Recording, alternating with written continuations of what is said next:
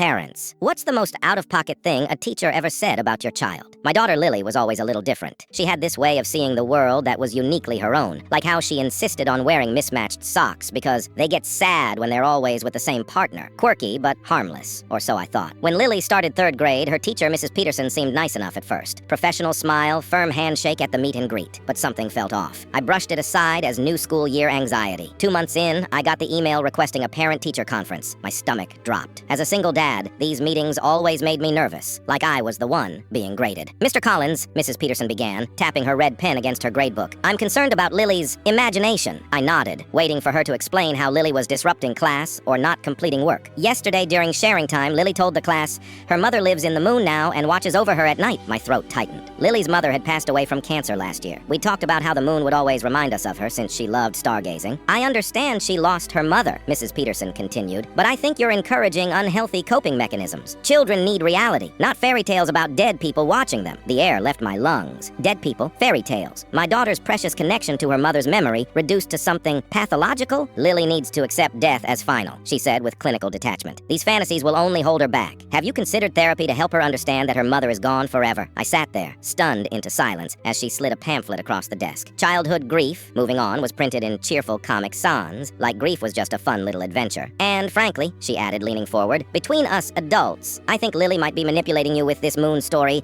Children often use fantasy for attention. She's quite dramatic. Something snapped inside me. I stood up, my chair screeching against the linoleum. My daughter, I said, my voice trembling, lost her mother less than a year ago. She's 8. If finding comfort in thinking her mom is watching over her helps her sleep at night, who are you to take that away? Mrs. Peterson's eyes widened. Mr. Collins, I'm just trying to... No, you called my daughter's grief a manipulation tactic. You called her mother dead people to my face. That night, I found Lily sitting by her window, talking softly to the moon. I stood in the doorway, watching her animated gestures as she told her mom about a science experiment they did in class. Daddy, she said, noticing me, do you want to tell Mommy something too? I sat beside her on the windowsill, tears threatening. Sure, sweetheart. I looked up at the glowing crescent. Hey, Sarah, our girl made an erupting volcano today. Lily beamed. It was red like your favorite lipstick, Mom. The next day, I requested a meeting with the principal. By the end of the week, Lily was transferred to Ms. Rivera's class. A teacher who, when Lily mentioned her moon mom, simply said, what a beautiful way to keep her close. At the winter concert, Lily sang her heart out, occasionally glancing up at the skylight where the moon was visible. Afterward, Ms. Rivera approached me. You know, she said softly, Lily told me something profound today. She said maybe her mom isn't really in the moon, but looking at it makes her remember all the good things, and that feels like having her mom back for a little while. I nodded, swallowing hard. That's not fantasy, Mr. Collins. That's wisdom.